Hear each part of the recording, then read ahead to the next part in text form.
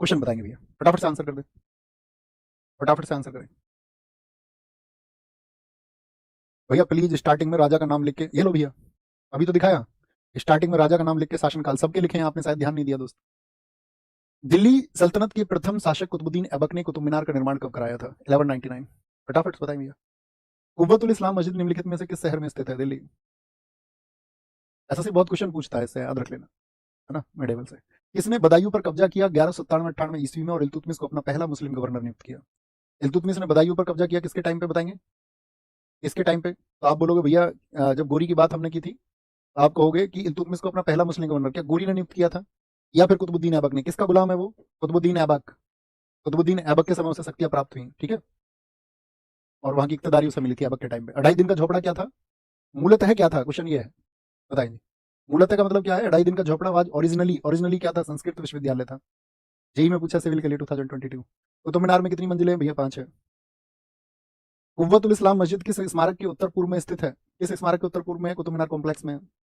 एक एक फैक्ट को, कहानी तो मैं तुमको बताता ही हूँ सारी, वो तो सारे तार जुड़ ही जाएंगे, लेकिन फैक्ट भी आपको याद ये रखने चाहिए ध्यान से। कुव्वतुल इस्लाम मस्जिद और मीनार सदी के अंतिम दशक के दौरान बनाई गई।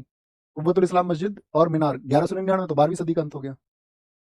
कुतुब मीनार के प्रवेश द्वार को क्या कहा जाता है? ये दरअसल में हमें पढ़ना आज ही था, लेकिन इसको हम क्यों नहीं पढ़ रहे हैं, क्योंकि अलाई दरवाजा इसको बोलते हैं, अलाई दरवाजा। लेकिन अलाई दरवाजा हम कहाँ जानेंगे? इसको अलाउद्दीन खिलजी ने बनवाया, तो इसको अलाउद्दीन खिलजी का जब निर्माण कार्य हम पढ़ेंगे तब जानेंगे, ठीक है।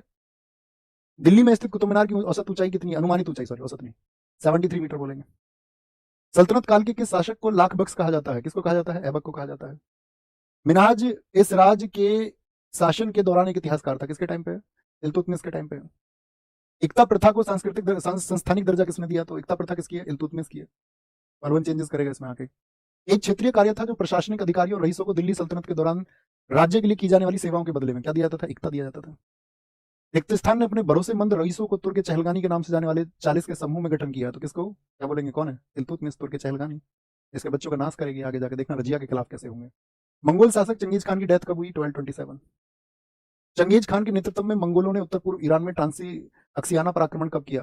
कब किया था? बोले 1219 में, ठीक है।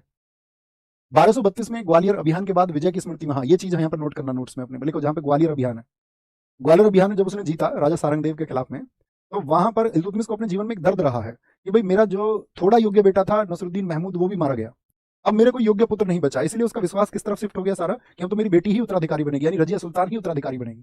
तो ग्वालियर विजय के बाद में उसने 1232 में अपनी बेटी के नाम के सिक्के जारी कराए, याद रखेंगे हमेशा इसके, रजिया सुल्तान के नाम के। दिल्ली सल्तनत के निम्नलिखित शासकों में से किसने मलिक अलाउद्दीन जानी को बिहार का पहला प्रतिनिधि नियुक्त किया? मतलब जो बोलोगे जानी को इल्तुतमिश ने। किस व्यक्ति ने इल्तुतमिश को मंगोलों के खिलाफ गठबंधन करने का पहला संदेश भेजा था? बोला मंगोलों से लड़ेंगे, जलालुद्दीन मकबरनी। ऐसा समझो कुछ मांगने आया था मकबरनी। रजिया सुल्तान किसकी पूर्ववर्ती थी? Razia Sultan was the predecessor of Ruknuddin Firoz. Ruknuddin Firoz, आप लोग कह रहे हैं B B B B B B B Bahram Shah, बहुत बढ़िया, बहराम शाह से पहले थी, इसके बाद में मसूद शाह था। मलिक इत्यादुद्दीन अल्तुनिया ने रजिया सुल्तान को निम्नलिखित में किस किले में कैद कर लिया था? तो आप बोलोगे किस किले में भैया? भटिंडा का किला मुबारक। यहाँ पे चालाकी की लेकिन सफल नहीं हो पाई थी। रजिया सुल्तान को कहां पर पराजित किया गया और उसकी हत्या कर दी गई? कहां पर? कैथल में। कैथल में। अब देखो ये बहुत इंपॉर्टेंट है, वेरीफाइड क्वेश्चन हो गया, ठीक है, क्योंकि हरियाणा सिविल सर्विसेज नहीं पूछ लिया। इतिहास की किस समकालीन पुस्तक में सुल्तान रजिया का वर्णन है? इसमें है तबकात नासरी, किसने लिखी थी? कल हमने आपको बताया, मिनहाज सिराज ने। दिल्ली की गद्दी पर रजिया के पदारोहण की निम्नलिखित में से कौन सी विशेषताएं थी? पदारोहण का मतलब जब उसको गद्दी पर बिठाया गया, जब उसको थ्रोन किया गया, तो दिल्ली के लोगों ने दिल्ली सल्तनत के इतिहास में पहली बार खुद की पहल पर उत्तराधिकार के मुद्दे का निर्णय किया। जब उसने जनता से बोला कि भाई इल्तुतमिश की इच्छा थी और मैं आप सबका सपोर्ट चाहती हूँ, और उसके बाद ही दिल्ली की जनता का समर्थन रजिया की ताकत का मुख्य स्रोत बन गया था। हाँ जी, इसको हमने सेंटर पर रखा क्लास में। उसने लोगों से कहा कि यदि वह उसकी उम्मीदों को पूरा नहीं करती है तो उसको गद्दी से अपदस्थ कर दे, मतलब उसको हटा दे, और इस प्रकार उसने पदारोहण को एक संविदा का रूप दिया, यानी कि स्थिति नहीं, फिक्स नहीं है, आप जब चाहे मुझे हटा देता हूं, आपको लगे। हाँ जी, ये बात हुई थी। यह एक महिला को शासक के रूप में स्वीकार करने में तुर्की मानसिकता का खुलापन दर्शाती है, यानी कि भाई उनकी उपन्यास को दर्शा रही है कि उन्होंने एक महिला को एक्सेप्ट कर लिया उसकी बातों से। आप कहेंगे हाँ जी बिल्कुल ठीक है, तो कौन सा ठीक होगा? ABC। यूजीसी के क्वेश्चंस हमेशा ऐसे समझिए, आप सिविल सर्विसेज से भी कई बार टफ क्वेश्चंस उसके होते हैं। किसने लिखा है कि रजिया अपने भाइयों से अधिक योग्य और शिक्षित थी? तो आप कहेंगे ये सिराज ने लिखा है। किसने? सिराज ने लिखा है। एकमात्र महिला मुस्लिम रजिया सुल्तान दिल्ली सल्तनत के निम्नलिखित सुल्तानों में से किसकी बेटी थी भैया? इल्तुतमिश की बेटी थी, इल्तुतमिश की। दिल्ली सल्तनत के निम्नलिखित सुल्तानों में से किसने गयासुद्दीन बलबन को अपना प्रधानमंत्री नियुक्त किया था? नायाब मुमलिकात, मैंने कहा था ना उसको बोलते हैं पीएम, प्राइम मिनिस्टर, तो किसने नियुक्त किया भैया? महमूद ने नियुक्त किया था। महमूद ने क्या, ये समझो खुद बलबन ने नियुक्त करवाया खुद को, है ना, सब कुछ उसी के कंट्रोल में था। दिल्ली सल्तनत में निम्नलिखित में से किसे दरवेश राजा के रूप में जाना जाता है? ये आपके लिए होमवर्क है। गुलाम वंश के शासक गयासुद्दीन बलबन 1265 से 1286 में उपाधि ग्रहण की थी। किसकी उपाधि ग्रहण की? ईश्वर की छाया, जिल्ले इलाही, जिल्ले इलाही। गियासुद्दीन बलबन ने शिष्टाचार के एक भाग के रूप में राजा को अभिवादन के सामान्य रूपों के रूप में सिजदा और पैबोस के रीति रिवाजों की शुरुआत की। तो मैंने क्या बोला उनको, बोला था कोर्ट एटिक्यूट है, न्यायालय के नियम, न्यायालय के, ठीक है भैया। गुलाम वंश का अंत हुआ जी भाई साहब, अंत हो गया। गयासुद्दीन बलबन ने निम्नलिखित में से किस काल में भारत पर शासन किया था? 1266 से 87। निम्नलिखित में से किसने 1279 में दिल्ली के सुल्तान बलबन के खिलाफ विद्रोह किया और स्वयं को बंगाल का स्वतंत्र शासक घोषित कर दिया? 1279 में। कौन है आपका? तुगरिल बेग। तुगरिल खान इसकी जगह किसको बनाया गया? तो बुगरा खान को। मोहम्मद की अगर हम बात करें, मोहम्मद खान ये मंगोल आक्रमण में मारा गया, और नसरुद्दीन महमूद ये तो आपका बलबन के टाइम पर है। ओके, बलबन ने निम्नलिखित में से, आपको एक विकल्प पता होना चाहिए दोस्त, आपको हर विकल्प के बारे में सोचना है कि उसके बारे में हमें क्या नॉलेज है। ओके, बलबन ने निम्नलिखित में से किस परंपरा से सिजदा और पाबोस का परंपरा का पालन किया? तो कौन सी परंपरा थी? फारसी, पर्शियन है, ठीक है। आपका मंगोलों की बात करें, मंगोलों को मैं बता चुका हूँ कैसे आए थे वो, ठीक है। बहुत सारे मंगोल जो आए थे वो मंगोल वंश के दौरान दिल्ली में बस गए थे। दिल्ली में एक जगह है ना मंगोलपुरी, तो बहुत सारे मंगोलों को बंदी बना के ले आया था बलबन, ठीक है। दिल्ली में कब बसे? बलबन के टाइम पर, जो मंगोलपुरी जगह है दिल्ली में भी है, वो बंदी लोग आए थे, उसने बलबन ने काम कराया था, इनसे काम कराओ, लूट मार करते हो चोर। आगे बताएंगे। दिल्ली के उस सुल्तान की पहचान कीजिए जिसने बंगाल को दिल्ली सल्तनत के नियंत्रण में लाया और अपने पुत्र बुगरा खां को बंगाल का गवर्नर नियुक्त किया। अलाउद्दीन खिलजी, बलबन, मोहम्मद तुगलक, बहलोल लोदी। और अपने पुत्र बुगरा खां को, कौन है भैया? तो बोलो दिल्ली के सुल्तान की, बलबन है, नो डाउट। एसएससी जेईई में पूछा गया मेरे साइड। निम्नलिखित कथनों पर विचार करें और सही कथनों को चिन्हित कीजिए। बलबन राजा को नियाबत खुदाई मानता था और उसने जिल्ला उल्लाह की पदवी धारण की थी। हाँ जी। बलबन का मानना था कि सुल्तान को तमाम तरह की मर्यादा और शिष्टाचार से छूट होती है। नहीं जी, वह न्याय के शासन को मानता था।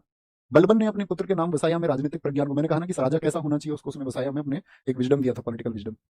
बलबन ने अपनी वंशावली को महान अरबी नायक आपका अफर सियाब से जोड़ा, नहीं अरबी नहीं, ईरानी नायक से जोड़ा था, ईरानी नायक से, ईरानी नायक अफर सियाब से जोड़ा। बलबन न्याय को किसी भी सुल्तान के लिए अत्यधिक महत्वपूर्ण मानता था। हाँ जी, न्याय उसके लिए सुप्रीम था। ACE, ACE कौन सा ठीक हो जाएगा? ऑप्शन सी सही हो जाएगा, ठीक है। क्या बोलेंगे भैया? आपने वहां पर ये लिख दिया खिलजी वंश का अंत हुआ, क्या लिख दिया मैंने, कहां पर लिख दिया? खिलजी वंश, अच्छा sorry sorry sorry sorry sorry sorry, अरे तो लिख लिया करो यार, खिलजी वंश की स्थापना लिखना था यहाँ पर, खिलजी वंश की स्थापना, एस्टैब्लिशमेंट ऑफ खिलजी डायनेस्टी। अंत नहीं है, अंत तो गुलाम वंश का हुआ, ये तो कॉमन सी बात है, ये तो खुद किया करो यार। तुम कब बुद्धू से अकलमंद होगे, कब हो जाओगे तुम? कभी ना कभी तो होगे, अपने साथी हो जाओगे, अपने बाद होगे। निम्नलिखित में से किस दिल्ली सुल्तान ने अपने जन्म को महान जन्म बताने के लिए प्राचीन योद्धा अफर सियाब के वंश का पता लगाया? अफर सियाब तो क्वेश्चन जोड़ा है, बलबन ने जोड़ा है। दीवाने अर्ज क्या था? दीवाने अर्ज ये आपको बताना है कि वो किससे संबंधित था, यही आपका होमवर्क है।